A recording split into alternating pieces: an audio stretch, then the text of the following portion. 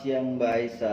Siang Mas Umar. Gimana kabarnya? Baik, alhamdulillah. Gimana Mas Umar? Alhamdulillah baik. Gimana Mbak Aisa? Apa kesibukan sekarang-sekarang ini? Sekarang ini masih ya biasa aja sih sama kayak kemarin-kemarin kuliah offline, ngerjain tugas. Offline apa offline sekarang ini? Online. Online. Salah. Gimana tugas-tugasnya? Banyak apa sangat menyenangkan apa gimana tugasnya? Kalau tugas sih banyak-banyak. Hmm, Kalau tapi menyenangkannya ya gimana? ah, jadi menurut Mbak Aisa tugas-tugas yang dikasih sama dosen itu kurang menyenangkan seperti itu. Bukan kurang menyenangkan ya. Gimana? Kalau terlalu banyak kan juga gimana ya. Ah, Mm-mm. jadi kalau Mbak Aisa pingin mengeluarkan unek-unek di sini aja nanti biar dosennya ngelihat gitu. Enggak dong. Oke, gimana Mbak Aisa? Kita pengen bahas apa nih enaknya? Ini sih ada Mm-mm. pembahasan mengenai materi dari PKN, Mm-mm. mengenai kompetensi lulusan dari Dikti. Oh Oke, iya, maaf saya potong dulu Mbak Esa. Jadi kita ini udah divaksin dan kita menjalankan protokol kesehatan. Di sini ada hand sanitizer dan kita pakai masker, jaga jarak juga kurang lebih 1 meter lebih. Jadi boleh kita boleh lepas buka ya. masker ya. Iya. Gimana Mbak Esa, lanjut. Oke, tadi kan mengenai pembahasan kompetensi lulusan SN Dikti nih. Mm-mm. Aku punya apa ya? Kita saling bertukar pikiran lah. Boleh. Ini ada gimana sih tanggapannya Mas Umar mengenai bertakwa sendiri? Oh, kalau bertakwa itu ya menurut saya dia itu emang bener-bener eh, apa namanya taat kepada Allah Subhanahu Wa Taala, mengharap rahmatnya dan ingin meninggalkan maksiat karena takut akan siksanya Allah. Jadi kalau emang orang itu benar-benar hatinya mempunyai rasa takwa, dia akan benar-benar melakukan apa yang diperintahkan oleh Tuhannya dan meninggalkan apa yang dilarang oleh Tuhannya, seperti itu. Berarti nggak cuma di ajaran Islam ya? Iya, jadi ya semua agama sepertinya yang saya tahu ya pasti mengajarkan seperti itu. Oke, selanjutnya tuh ada sikap religius nih. Gimana sih tanggapannya? Apa pendapatnya mengenai sikap religius itu sendiri? Oh iya, ya. Sikap religius menurut saya itu adalah perilaku taat dalam menjalankan ajaran agama yang dipeluknya. Kalau dia agamanya Islam, ya udah dia taat apa yang diajarkan dalam agama Islam. Kalau dia Nasrani ataupun dia Konghucu, Buddha, Hindu, dia harus taat patuh terhadap ajaran agamanya, seperti itu. Karena pada dasarnya manusia itu dilahirkan dalam keadaan suci, fitrah. Lalu fitrah tersebut menjadikan diri manusia memiliki sifat dasar kesucian yang kemudian harus dinyatakan dalam sikap yang suci pula dalam sesamanya, kepada sesamanya. Ada juga dalam pasal 29 ayat 2 Undang-Undang Dasar 1945 yang berbunyi negara menjamin kemerdekaan tiap-tiap penduduk. Artinya kalau misalkan kalau lu mau memeluk agama Islam, negara Terserah gitu. memberi kebebasan seperti itu. Nggak harus kamu harus Islam, Harus kamu harus ikut Nasrani. agama. Enggak. Artinya di Indonesia ini tidak hanya satu agama saja. Jadi kita harus bisa selalu saling toleransi seperti itu. Nah, kalau untuk contoh-contohnya di kehidupan sehari-hari itu di lingkungan rumah, misalnya kalau sikap religius itu kita harus rajin ibadah, gitu. Terus patuh pada orang tua, mengucapkan salam ketika pengen pergi ataupun datang ke rumah. Nah, kalau kita kan biasa di lingkungan kampus ya, biasa Gimana pergi sih itu ke kampus kan. contohnya gitu di kampus? Ya kalau di kampus kita harus sebisa mungkin mematuhi peraturan yang ada di kampus, seperti itu. Kemudian mencintai, menghargai teman-teman kita walaupun beda Beda agama, agama. ras, budaya seperti itu. Lalu menghormati, patuh kepada dosen pengampu, walaupun sering memberikan tugas-tugas yang banyak seperti itu Mbak Esa. Harus tetap Tetap kita dikerjain ya. harus kerjain dan patuh menghormati. Mm-mm. Nah, sedangkan di lingkungan masyarakat ya kita harus bisa mengimbangi mengikuti apa yang di lingkungan situ. Kalau masyarakatnya gotong royong kita ikut gitu. Kemudian menghormati, menghargai tetangga-tetangga. Nah, apalagi kan kalau saya ini ngekos ya, Mm-mm. mungkin tetangga-tetangganya kan berbeda-beda suku juga, jadi harus saling menghormati, menghargai seperti itu. Selanjutnya berperilaku yang sopan dan jujur. Ya sebisa mungkin orang itu harus berperilaku sopan dan jujur. Gitu Mbak Isa. Itu tadi mengenai Sikap sikap religius ya. religius. Oke, kalau misal nilai kemanusiaan sendiri, Nilai kemanusiaan kalau menurut saya menjunjung tinggi nilai kemanusiaan itu bagaimana cara kita memanusiakan manusia gitu. gimana tuh? Maksudnya kalau lu pengen dihargai, Mm-mm. lu harus menghargai orang lain juga gitu. Oh, Kalau lu nggak bisa menghargai orang lain, jangan harap lu mau dihargain orang lain. berarti mulainya kayak dari diri sendiri, Iya, ngargain diri seperti sendiri. itu Mbak Oke. Isa. Karena Pancasila itu merupakan dasar negara yang menjadi pandangan hidup bangsa Indonesia. Nilai-nilai yang terkandung dalam Pancasila harus diterapkan dalam kehidupan sehari-hari. Salah satunya nilai kemanusiaan di sila kedua, itu berbunyi kemanusiaan yang adil dan beradab. Nah, nilai-nilai dari sila kedua itu yang bisa diterapkan di kehidupan kita sehari-hari yaitu saling mencintai sama manusia. Jadi nggak ada rasa membeda-bedakan, semuanya adil seperti itu. Kemudian mengembangkan sikap tenggang rasa, lalu tidak semena-mena terhadap orang lain, gemar melakukan kegiatan-kegiatan kemanusiaan, dan saling menghormati dengan bangsa-bangsa lain yang ada di dunia. Seperti itu. Oh, oke. Kontribusi sendiri itu apa sih? Kontribusi dalam kehidupan bermasyarakat. Ini kita masuk ke poin yang ketiga ya. Memang berapa pertanyaan sih Mbak Iza? Kira-kira 5 kali ya. 5, boleh, jangan banyak-banyak lah untuk mempersingkat waktu. Oke, lanjut Mbak Iza. Tadi tentang kontribusi dalam kehidupan bermasyarakat. Kontribusi sendiri itu apa gitu? Secara fitrah ya, masa muda merupakan jenjang manusia yang paling optimal dengan kematangan jasmani, perasaan dan akalnya sangat wajar jika pemuda itu memiliki potensi besar jika dibandingkan dengan kelompok masyarakat lainnya. Jadi pemuda itu potensinya lebih besar dibandingkan masyarakat lainnya seperti itu.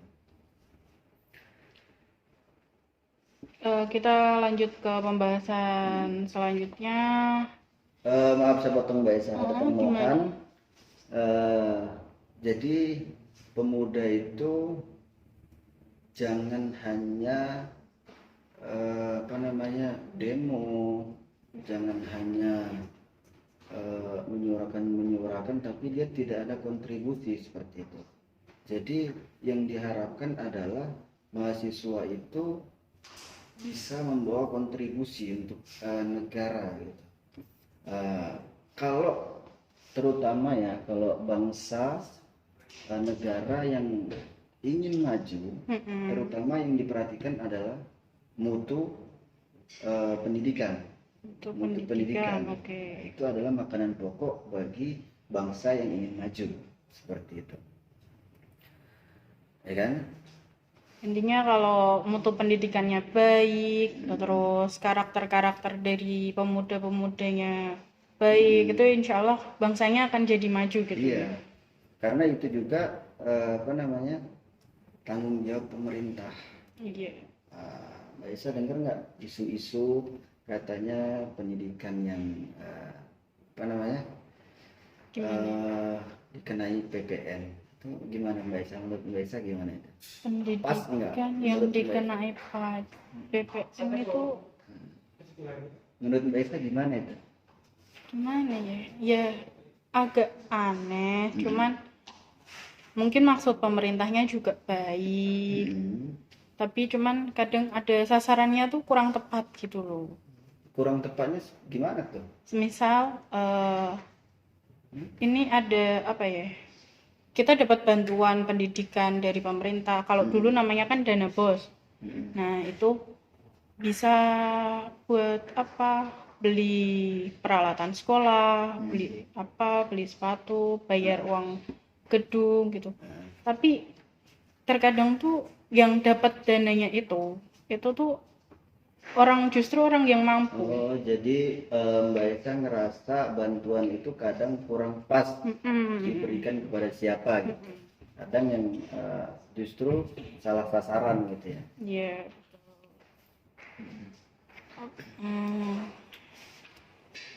Jadi ya itu Mbak Isa, jadi kontribusi dalam menggunakan mutu kehidupan itu ya kalau mahasiswa itu ya jangan demo-demo aja gitu loh, harus memiliki pemikiran yang rekonstruktif, rekonstruktif dan solutif gitu terhadap permasalahan seputar pendidikan yang ada di Indonesia. Seperti itu. Contoh kalau mahasiswa KKN itu kan contoh yang diterapkan di lingkungan masyarakat, itu merupakan kontribusi nyata mahasiswa dalam pembangunan kesejahteraan masyarakat di lingkungan sosial gitu. Tuh Mbak Isa. Ada lagi nggak? Kita beralih ke peningkatan mutu nih. Gimana sih caranya ningkatin mutu dalam kehidupan bermasyarakat, bernegara? Itu gimana caranya? Itu tadi Mbak Isa, yang pertama tadi bisa mutu kehidupan, mutu pendidikan, mutu kesehatan dan lain-lain seperti itu. Itu sih menurut saya Mbak Isa. Selanjutnya ada? Selanjutnya oke, kita cari dulu pertanyaannya. Ini kita kan sebagai warga negara Indonesia ya, harus bangga dan cinta sama tanah air. Iya dong, bangga dong. Bangga sama cinta tanah air itu gimana menurutnya Mas Umar sendiri? Kalau menurut saya cinta tanah air itu merupakan perasaan yang harus dimiliki dan menjadi bagian setiap individu untuk negara dan bangsanya. Gitu. Sikap cinta tanah air yang dimiliki oleh setiap individu dapat tercermin dari perilaku untuk membela dan melindungi tanah airnya. Contoh, kalau emang benar-benar negara kita dalam keadaan bahaya, kita lawan tuh. Ya kan? Ikut ya, ada kontribusi. Walaupun misal main bola nih, ya kan, ada Indonesia sama Malaysia. Kalau timnas Indonesia kalah, kita kan jengkel, ya kan? Perasaannya itu salah satu rasa cinta tanah air kita gitu loh. Walaupun yang main orang gitu, itu sudah membela tanah air kita. Dan juga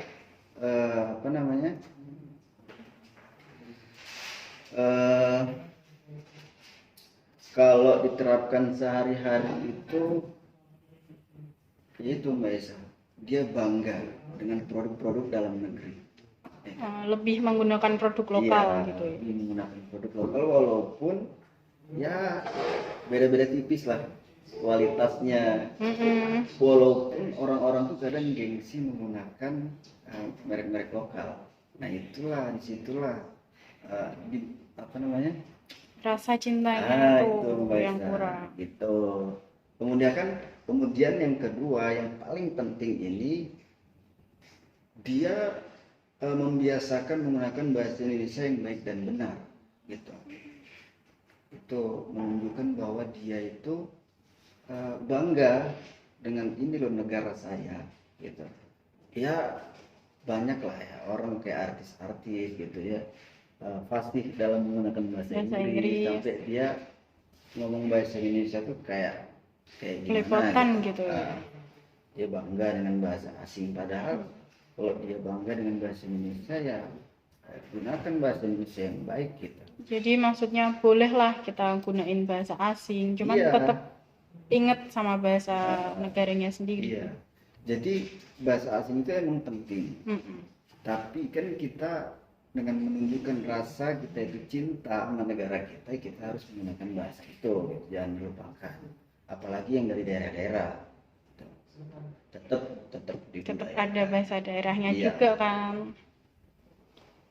Berbicara. Terus maaf Mbak, ada Gimana? lagi melestarikan budaya Indonesia yang saya katakan tadi, Mm-mm. mengikuti kegiatan-kegiatan acara kemerdekaan gitu. Karena Mbak Esa, kayak misalkan nih rendang ya, kalau rendang itu nggak bisa diklaim itu milik Indonesia. Kenapa tuh? Karena menurut saya ya, rendang itu kan tanah Melayu. Mm-mm.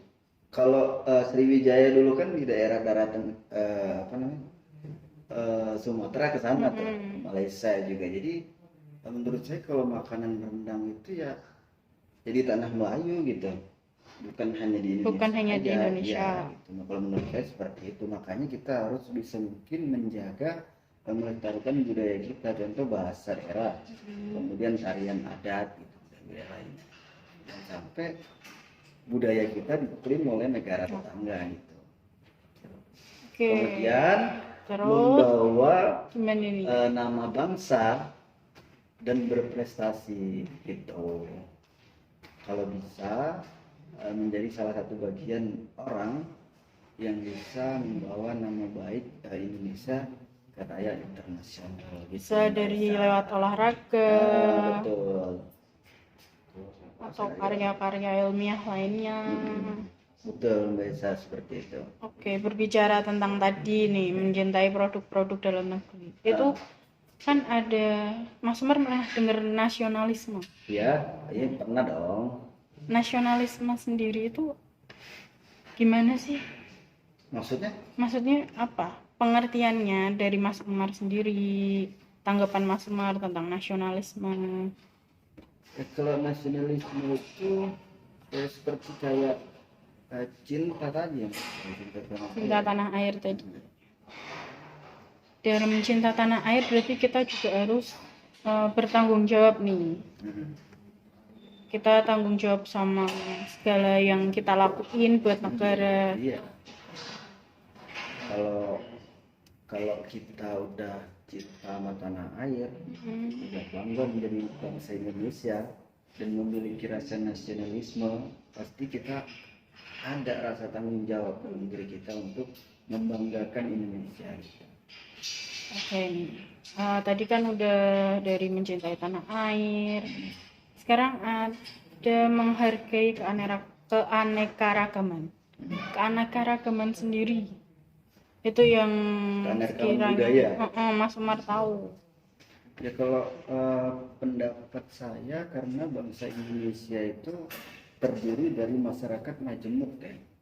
Majemuknya itu maksudnya gimana nih? Maksudnya dia kaya akan keberagaman gitu.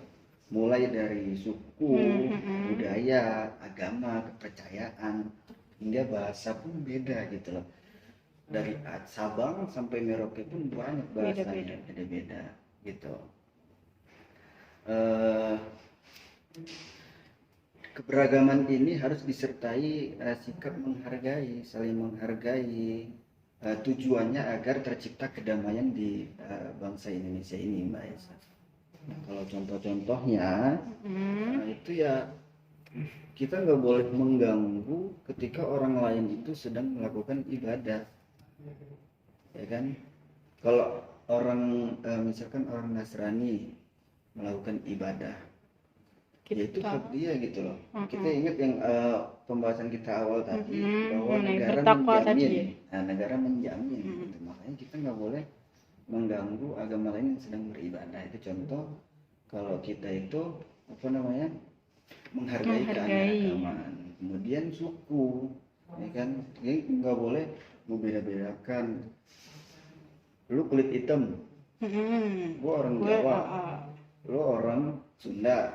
Lu mainnya sama orang Sunda, lu sama orang Jawa, nggak boleh gitu. Jadi ya maupun suku apapun kita harus sama-sama gitu.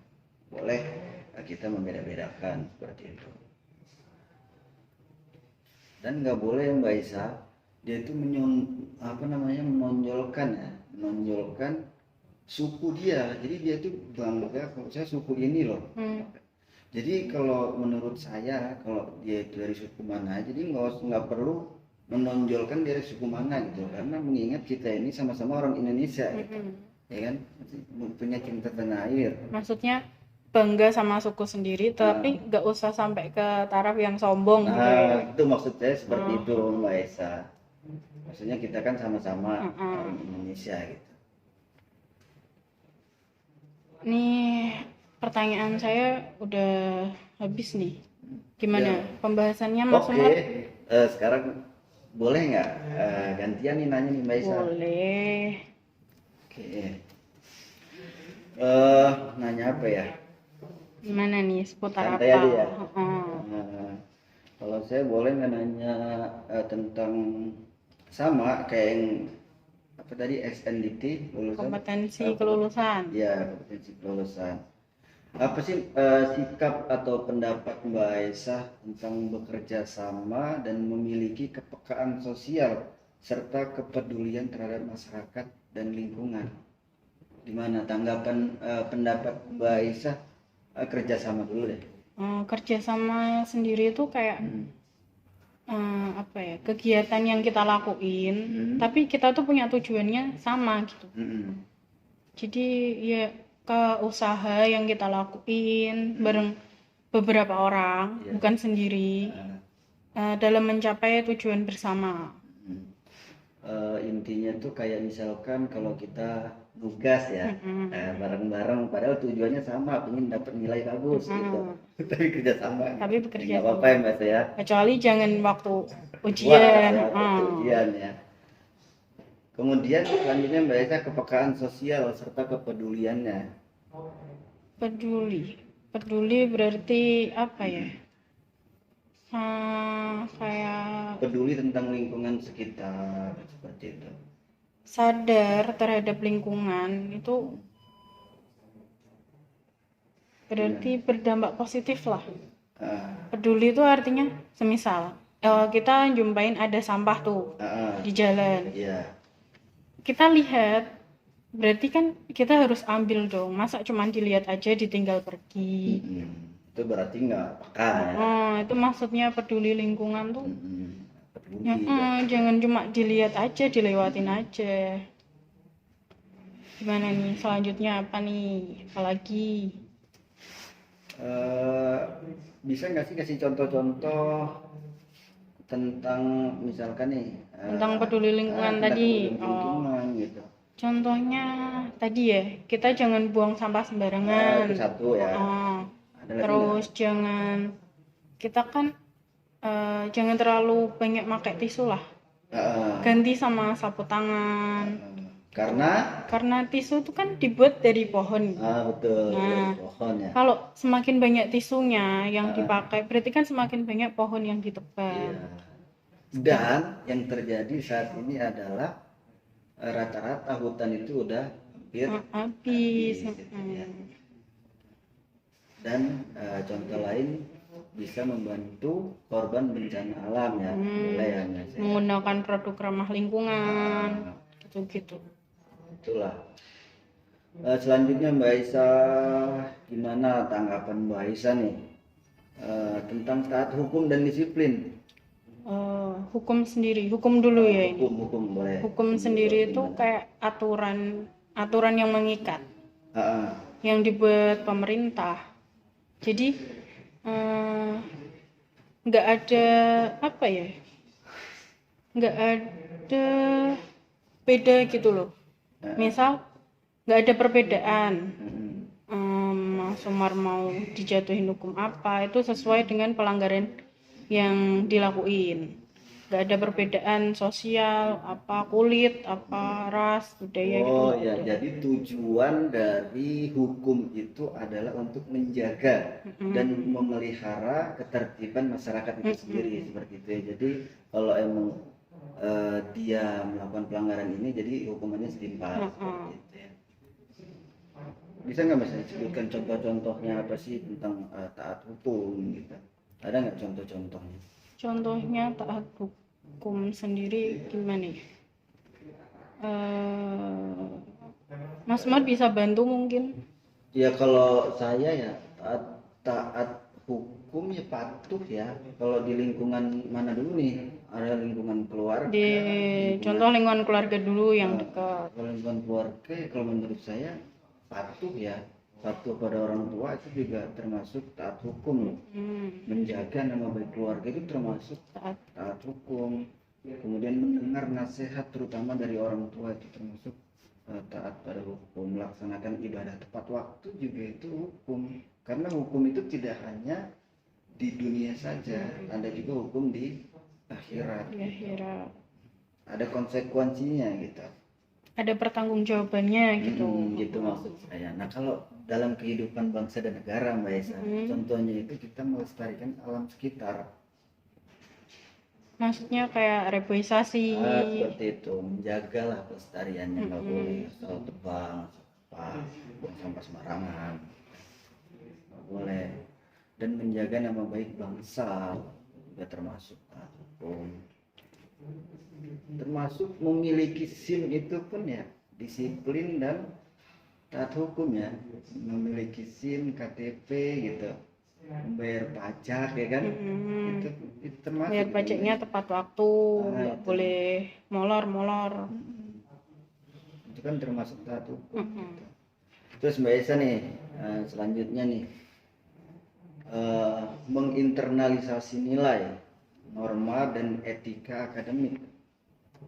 Menurut Mbak Esa gimana? Norma sendiri yang saya tahu tuh aturan yang berlaku di masyarakat. Biasanya sih nggak tertulis, cuman ada gitu. Beda sama hukum tadi kan dibuat pemerintah, tertulis ada pasal-pasalnya. Lah norma ini sendiri itu ada di masyarakat. Cuman semisal antar kampung aja itu bisa beda normanya. Iya emang Mbak Esa seperti itu. Kemudian etika akademik. Etika akademik ini nilai-nilai yang wajib kita dalami dalam berperilaku, berpikir. Karena kita kan ada di lulusan kampus. Jadi pola pikirnya tuh beda sama orang yang nggak bersekolah gitu loh. Jadi harus dibedakan. Itu etika akademik itu dapat diartikan sebagai ketentuan yang menyatakan perilaku baik atau buruk dari para anggota sivitas akademika perguruan tinggi ketika mereka berinteraksi dalam kegiatan yang berkaitan dengan ranah pelajaran seperti itu ya. Kalau contoh-contohnya? Contoh dari apa ini? Norma boleh? Contoh dari norma agama ya. Ya tadi kita sholatnya tepat waktu. Karena ada sanksinya gitu ya Mbak saya. Sanksinya sendiri kan ya nggak kayak yang di penjara atau di apa, tapi memang ada gitu. Langsung berhadapan sama Tuhannya gitu. Terus kayak di masyarakat gitu. Kadang kan di wilayah RT gitu ada orang yang nginep, cuman bukan anggota keluarga itu kan harus melapor ya. Iya. Melapor. Nah itu. Contohnya gitu-gitulah. Ya pokoknya semuanya itu akan ada sanksinya gitu. Norma mau hukum itu semuanya ada sanksinya. Kalau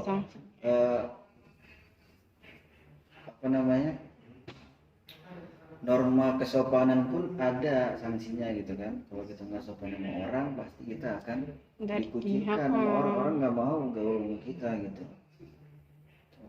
Kemudian ada menunjukkan sikap bertanggung jawab atas pekerjaan di bidang keahliannya secara mandiri. Itu seperti apa Mbak Esa tanggapannya? Tanggung jawab tuh kan harus dimiliki oleh setiap orang ya. Betul. Nah kalau tanggung jawab sendiri itu kesadaran kita akan tingkah laku untuk berbuat baik yang disengaja maupun tidak. Kalau contoh-contohnya gimana Mbak Esa? Contohnya tanggung jawab kepada diri sendiri nih, kayak menjaga kesehatan, terus mematuhi aturan, berperilaku sesuai norma tadi.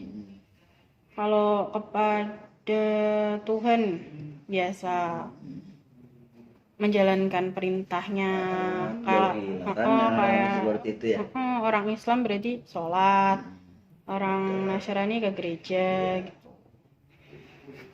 Kemudian terakhir nih Mbak Isa ya, pertanyaan terakhir nih. Saya Apa emang nggak nih? banyak. Kalau Mbak Isa kan tadi nanya berapa tuh, 5 ya? 5. Saya juga 5 kayaknya nih, sama kita Mbak Isa ya. Kemudian pertanyaan yang terakhir, menginternalisasi semangat kemandirian kejuangan dan kewirausahaan. Gimana Mbak Isa?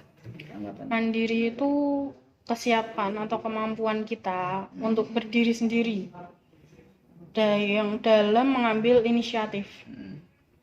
Semisal kita mandiri dalam ekonomi, kita kan udah kuliah, nggak mungkin terus-terusan minta orang tua. Tuh. Ya kalau untuk diri sendiri itu kalau masih sekolah nih contohnya Mbak saya, mungkin dia bantu orang tua atau dia baju pun dia nyuci sendiri, itu termasuk dia mandiri gitu ya kalau masih sekolah. Kalau udah kerja dia udah bidang keuangan pun udah mandiri gitu. Terus Mbak Isa ada tambahan lagi tentang kejuangan kan, tentang kewirausahaan? Kejuangan itu nilai yang ditunjukkan dalam bekerja, bukan hanya sekedar mencari uang, tetapi juga melakukan yang terbaik gitu. Pokoknya dia berani berjuang, berkorban gitu untuk keperluan hidupnya. Terakhir Mbak Isa, kewirausahaan menurut Mbak Isa. Kewirausahaan itu apa ya? Suatu keberanian untuk melakukan upaya dalam memenuhi kebutuhan hidupnya. Jadi kita ngelakuin apa? Contohnya bekerja untuk memenuhi kebutuhan hidup. Contohnya ya seperti itu. Contohnya kita kalau pengen UMKM ya, kita harus berani mencoba dulu. Jangan takut gagal dulu. Takut gagal dulu. Intinya kita berani dulu. Adapun berhasil atau tidak berhasil urusan belakang. Kalau gagal itu jadikan jadi pelajaran yang baik supaya lebih baik nantinya. Oke Mbak Isa, pertanyaanku udah habis. Kita akhiri aja Mbak Isa ya. Oke, untuk mempersingkat waktu itu aja. Itu aja pembahasan kita. Udah Mbak Isa aja yang nutup, nggak apa-apa. Maaf kalau ada salah kata. Dan buat Mas Umar, maaf kalau mengganggu waktunya. Ya, maaf juga buat Mbak Isa, saya ganggu waktunya. Sama-sama ganggu waktu nih. Oke, terima kasih. Selamat siang dan sampai jumpa. Wassalamualaikum warahmatullahi wabarakatuh.